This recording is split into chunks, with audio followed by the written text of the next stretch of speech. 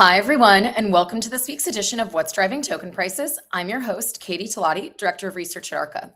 For those joining us for the first time, I'm responsible for identifying and analyzing digital asset and blockchain opportunities for Arca's funds. As part of our research, my team and I examine token events and market events and the catalysts that act for price change. Based on our research and market events over the past week, here are some notable token price movements and what we think drove these moves. As a reminder, this commentary is not intended to be investment advice, investment research, or an investment recommendation. Please consult your investment professional for your own circumstances. Well, everyone, welcome to another week in the crypto markets. We're officially into the second half of the year, and I think that crypto had its worst Q1 ever in terms of price performance. If you're looking for some top line news, it was reported in the last 24 hours that President Trump has made over $1 billion selling his crypto tokens. That has many concerned that the Clarity Act may now be delayed yet again. In other news, the MicroStrategy has been tinkering some more with the market, which has led to Bitcoin severely underperforming, which is why we've had kind of continued price declines in the last week. And then finally, just today, Robinhood has released more details on their layer 2 chain. But as always, we're here to talk about the tokens, so I will get right in it.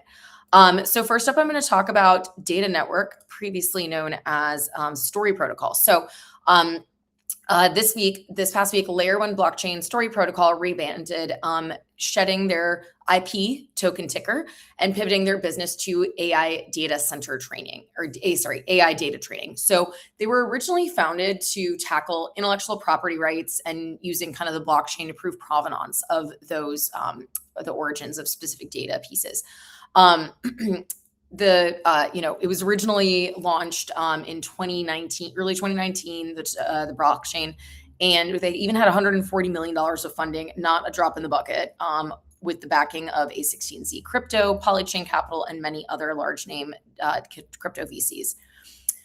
Now, though, they're now being known as Data Network. The project is going to provide a registry to verify the origins, licensing, and content history of data sets used to train AI models. They also have the CLED founder, Aave Patel, joining as an advisor to the protocol to help them achieve these goals. Story Protocol / Data Network is one of the many digital asset projects that we're seeing pivoting, especially to artificial intelligence in the last several months, as asset prices and market activity has been depressed. The data token, previously IP, is proof of that. It is down 85% since launch. It is down 2.9% though for the week. Okay, next I'm going to talk about Centrifuge. So yesterday, Centrifuge, a tokenization protocol, announced that they are partnering with New York Life Investment Management. So basically with the help of Centrifuge, New York Life Investment Management, or LYLIM for short, is going to be launching it's called the LYLIM U.S. high yield corporate bond segregated portfolio, basically a high yield bond portfolio. And it's going to go under the ticker HYB. So HYB is actually going to be one of the first high yield corporate bond strategies available on chain. Most today we've seen are kind of in the T-bill realm, a little bit more safer. High yield corporate bonds are kind of more of the junk rating, if you're familiar with kind of like your past financial training. And so definitely more risky, higher yield, however. So it's going to join, though, other products that Centrifuge has put on chain, including a triple rated CLO portfolio and an S&P 500 fund from Janus Henderson, as well as Apollo's diversified credit fund. So I've talked a ton about this. Tokenization is really just like all the rage right now. Centrifuge is definitely capitalizing on this. Recently, they've also announced partnerships with Coinbase, Athena, and Kraken. For context, the protocol has currently about $1.6 billion in AUM on chain. The CFG token, though, it is down 1.9% for the week. Okay, next up, we're going to talk about Aave. I know they've been in the news a lot recently, but actually last week, this was interesting. News outlet CoinDesk reported that Payward, which is the parent company of Kraken, invested in the DeFi lending protocol, Aave. And the report stated that Payward planned to invest in Aave, buying a 15% stake in Aave Group and purchasing 250,000 Aave tokens in exchange for 35,000 ETH. So this deal, though, they would have valued Aave at about $385 million, which is roughly 25% of its public token valuation of around 1.2 billion. So this was quite a discount. The market kind of reacted to the news first negatively, but then positively because Kraken is partnering with them. So that must be good. That would be good in theory for distribution. However, though, Aave's founder, Stani Kulachov, a few hours later refuted these claims, stating that Aave would not be sold at a 70% discount. But this did say, like I said, had a positive effect. Following the initial report, the token rose about 14%, and it's now up 15% for the week, even with the market weighing heavily on prices. All right, last up, we're going to talk about Synapse Protocol.